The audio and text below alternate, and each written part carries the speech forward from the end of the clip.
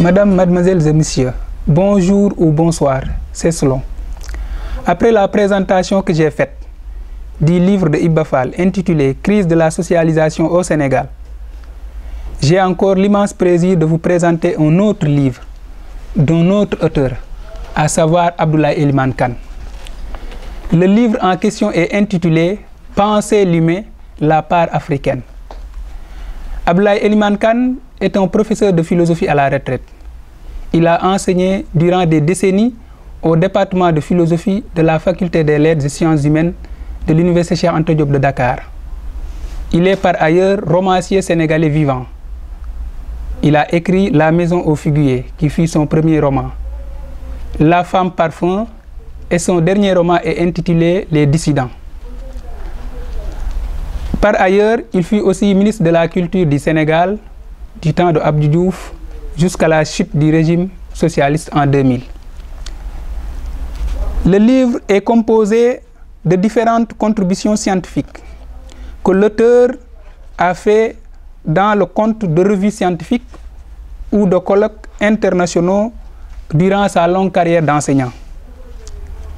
Il y aborde différentes thématiques tournant essentiellement autour de l'homme africain, de l'homme tout court, le mythe et la cosmogonie, le rapport entre les religions révélées, en particulier l'islam et les croyances animistes en Afrique, le débat sur l'existence d'une philosophie africaine, le soubassement de la réussite du mouridisme comme confrérie au Sénégal est loin d'être exhaustif, une réflexion autour de Senghor en tant qu'intellectuel, théoricien de la négritude et premier président de la République du Sénégal. La thèse fondamentale que l'auteur développe dans cet ouvrage est de dire que les diverses expressions de l'humain sont les signifiants de même signifié, à savoir l'homme.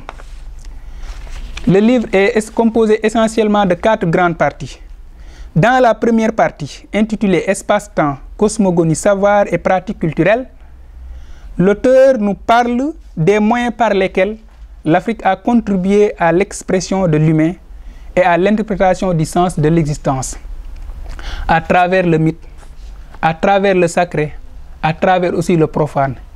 Et comme on le définit en philosophie, le mythe est un récit imaginaire d'origine populaire, mais qui a une vocation pédagogique. C'est vrai, la philosophie n'est pas le mythe, la philosophie n'est pas la religion, la philosophie n'est pas les sciences, mais la philosophie aussi peut faire usage du mythe à vocation tout simplement pédagogique.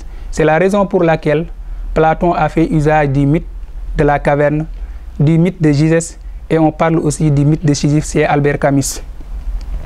Dans la deuxième partie, l'auteur intitulé L'idée de nature dans les pratiques, l'idée de nombre dans les pratiques et les savoirs traditionnels africains, l'auteur nous fait savoir qu'il faut passer par les nombres pour accéder à l'essence des choses. Quelque part, il donne raison à Pythagore, pour qui tout est nombre dans la vie. Et dans le contexte actuel de mondialisation et du développement des technologies de l'information et de la communication, finalement, tout se rapporte au nombre parce que nous sommes obligés de manipuler les nombres, nous sommes obligés de manipuler les chiffres pour pouvoir utiliser les nouvelles technologies de l'information et de la communication. Dans cette partie toujours, il revient sur un texte, mathématiques sauvages et rationalité, en se basant sur une contribution de l'ancien recteur de l'université Cheikh Anta Diop de Dakar, en l'occurrence Feu Souleymane Niang, qui avait fait une contribution intitulée Mathématiques et négritude, contribution dans laquelle il développe l'idée selon laquelle les nègres sont aussi capables de mathématiques parce que les nègres sont doués d'intuition et les mathématiques aussi demandent une certaine intuition. C'est vrai, on avait fait le reproche à Senghor quand il avait dit que le nègre, l'émotion est nègre comme la raison est hélène, mais c'est cette grande sensibilité qui doit permettre aux nègres, qui doit permettre aux noirs de pouvoir être de grands mathématiciens. Ensuite, il revient sur l'islam et croyances animistes en Afrique. Vous savez, l'islam est là, certes, en tant que religion révélée, mais elle a trouvé en Afrique des croyances animistes, des croyances traditionnelles qui continuent toujours d'influencer les pratiques religieuses des Africains. L'autre parlait de religion traditionnelle africaine. On ne peut pas, malgré l'existence de l'islam, malgré l'existence du christianisme, qui sont des religions révélées, ces pratiques animistes, ces pratiques traditionnelles, ces pratiques paganistes demeurent toujours dans la manière de faire des Africains, dans la manière de saisir des Africains de la divinité. Dans une troisième partie intitulée « Philosophie et culture africaine », l'auteur revient sur le débat sur l'existence d'une philosophie africaine.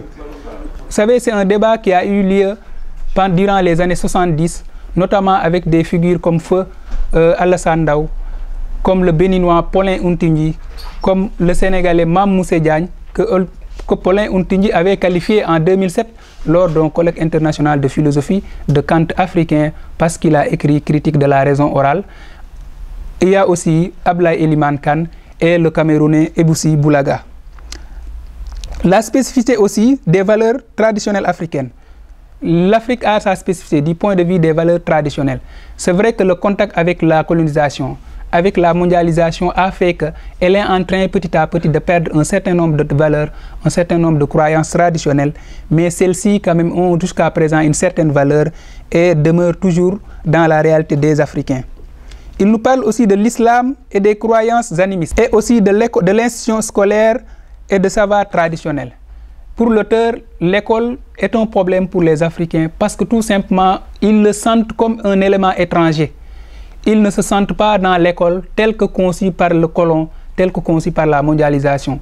Et cela est aujourd'hui le véritable problème de notre système scolaire, le véritable problème de notre école, qui ne prend pas en charge véritablement nos réalités en tant qu'Africains, qui n'est pas conçue en fonction de nos attentes. C'est la raison pour laquelle l'école aussi crée ses rejets, l'école crée aussi